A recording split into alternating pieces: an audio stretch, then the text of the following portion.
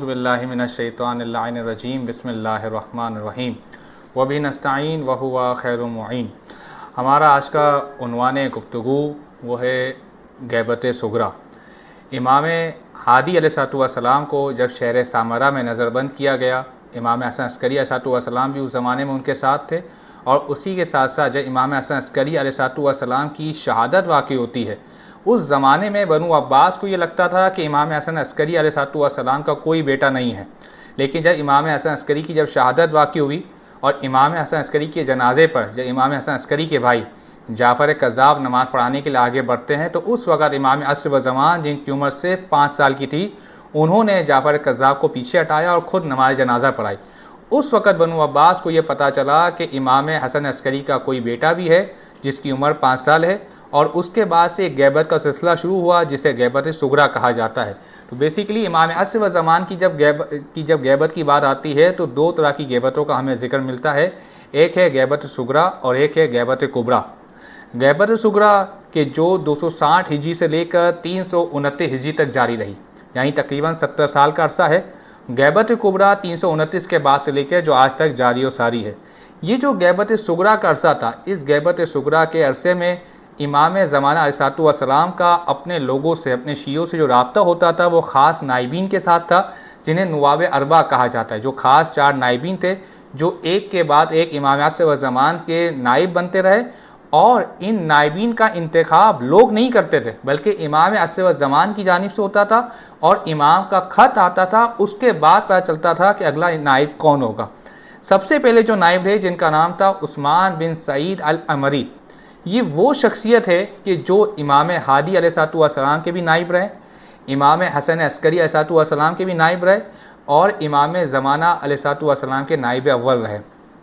तारीख़ कहती है कि मोहम्मद बिन इसहाक़ नामी शख्स जब इमाम हादी अलैहिस्सलाम के पास आता है और इमाम से आके कहता है कि मौला मैं बहुत दूर रहता हूँ, मैं रोज़ाना आपके पास अपने मसाइल दरियाफ़्त करने नहीं आ सकता, या जब तक मैं आता हूँ तो महफिल जो है बर्खास्त हो चुकी होती है, या कभी तो मैं आ ही नहीं पाता हूँ, तो मैं क्या करूँ। तो उस वक़्त इमाम हादी अलैहिस्सलाम फरमाते हैं, उस्मान बिन सईद जो तुम्हें कहे गोया ऐसा है हमने कहा, और उस्मान बिन सईद जिससे तुम्हें रोके गोया ऐसा है हमने रोका।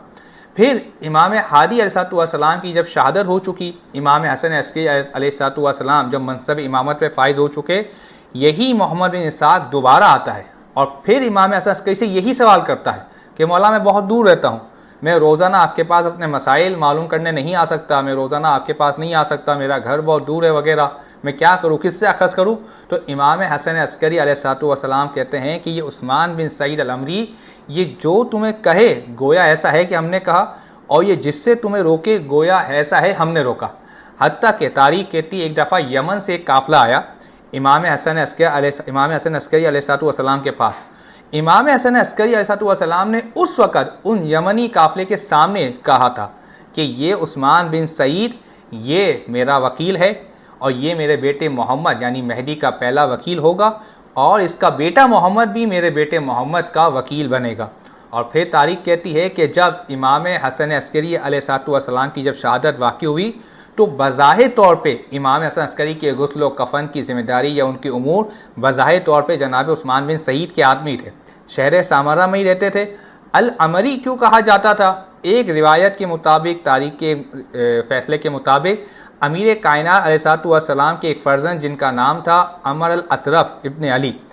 इनका सिलसिला वालदा की जानिब से जनाब अमर अतरफ से जाके मिलता था, जिसकी वजह से इन्हें अमरी भी कहा जाता था। बास शिया महफिलों में उन्हें सम्मान के नाम से भी जो है वो जाना जाता था, चूँकि बेसिकली इनका काम रोगन फरोशी था, ये तेल बेचने का काम और घी बेचने का काम करते थे। और तारीख़ कहती है कि ये जब इमाम ज़माना के जब नाइब मुकर्रर हुए, तो लोगों के पास से जो भी अमवाल शरिया होता था खुम्स या ज़कात के तौर पे, या जो भी उनके सवालात होते थे, वो उन ख़त व किताबत का सिलसिला इन्हीं के ज़रिए चलता था। और वो इस तरीके से होता था कि जिस बर्तन में वो तेल या घी को ले जाया करते थे, उसी के अंदर पहले ये अमवाल शरिया को और लोगों के मसाइल के खतूत को रखा करते थे, और फिर उसके बाद जो है इस एक लेयर बना के उसके ऊपर जो है तेल को रखा जाता था, ताकि अगर बनु अब्बास के कारिंदे इनको पकड़े भी तो पता ना चले कि जनाब उस्मान बिन सईद क्या लेके जा रहे हैं। और यही उस्मान बिन सईद है कि जब इनसे एक शख्स ने पूछा कि आपको उन दो इमामों का वास्ता, यानी इमाम हादी का वास्ता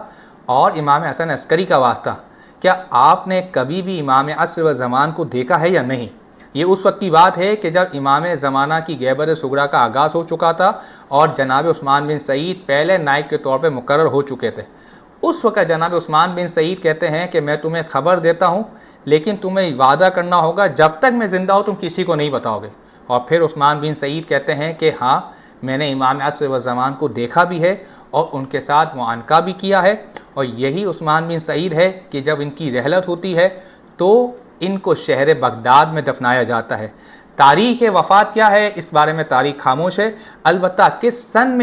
में वफ़ात हुई, इस बारे में तारीख़ के अंदर इख्तिलाफ पाया जाता है। एक तारीख़ के मुताबिक 260 हिजरी से लेकर तो 263 हिजरी के, 260 से लेकर 267 हिजरी तक के दरमियान में इनकी रहलत है। और एक तारीख़ के मुताबिक 280 हिजरी में इनकी वफ़ात होती है। इनके बाद इनके बेटे, जिनका नाम मोहम्मद बिन उस्मान बिन सईद था, वो नाइब सानी के तौर पर मुकर्रर होते हैं। जो इमाम ज़माना अलैहिस्सलातु वस्सलाम का जब ख़त आया था उसमें बाकायदा कहा गया था कि अब मेरा अगला नाइब जनाब मोहम्मद बिन उस्मान बिन सईद होंगे। वस्सलामु अलैकुम वरहमतुल्लाहि वबरकातुहू।